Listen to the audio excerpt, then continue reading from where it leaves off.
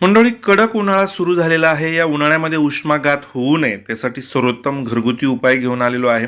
शरीरात आपण जर पाणी वाढवलं तर उष्णतेचे त्रास आपल्याला होत नाहीत, झपाट्याने ते कमी होतात. आपण जर असं केलं नाही, पाणी जर तुम्ही कमी पिले तर उष्णतेचे अनेक विकार आपल्याला होऊ शकतात. ते होऊ नये म्हणून असे काही घरगुती उपाय आहेत जे आपण करू शकतो. पहिला, नियमित प्राणायाम करा. उष्णतेचा त्रास तुम्हाला कधीही होणार नाही.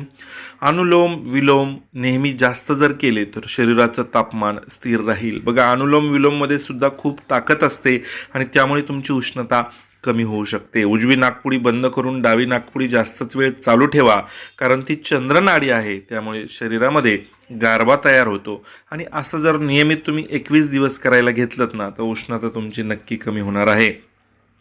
उजव्याच कुशीवर जास्त वेळ झोपा, त्यामुळे डावी नाकपुडी आपोआप जास्त वेळ चालू राहील. पहा मंडळी, आहे ना सोपा उपाय, सहज तुम्ही करू शकता. फक्त झोपताना तेवढी काळजी घ्यायची, उजव्या कुशीवर तुम्ही झोपायचं आहे. हलकाच आहार तुम्ही घ्यायचा, पोट साफ ठेवायचं, पित्त वाढून द्यायचं नाही. पित्त जर वाढलं तर त्याच्यामुळे उष्णता देखील तुमच्या शरीरामधली वाढत असते. माठातीलच थंड पाणी प्या. अगर कोमट पाणी प्या. बसून सावकाश चवीचवीने प्या. गटागट पाणी कधीही पिऊ नका.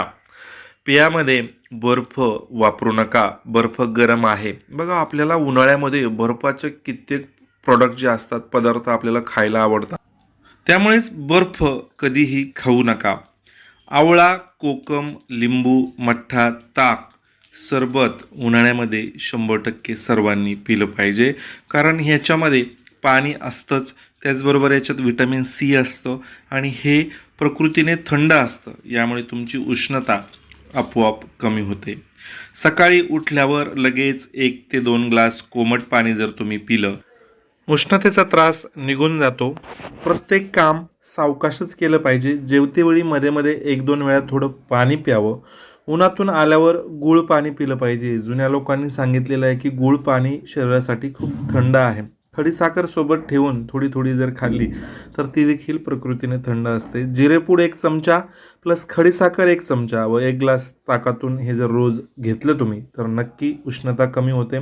दुपारच्या जेवणामध्ये रोज पांढरा कांदा जरूर खायला पाहिजे. उन्हाळ्यामध्ये पांढरा कांदा बघा बाजारात असतो. हा कांदा उष्ण नसून शीतल असतो, थंड असतो.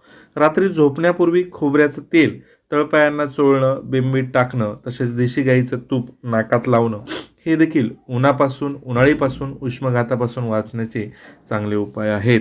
अशाच प्रकारच्या आयुर्वेदाच्या माहितीसाठी आमचं ऑल अराऊंड आयुर्वेद मराठी हे फेसबुक पेज पाहत राहा.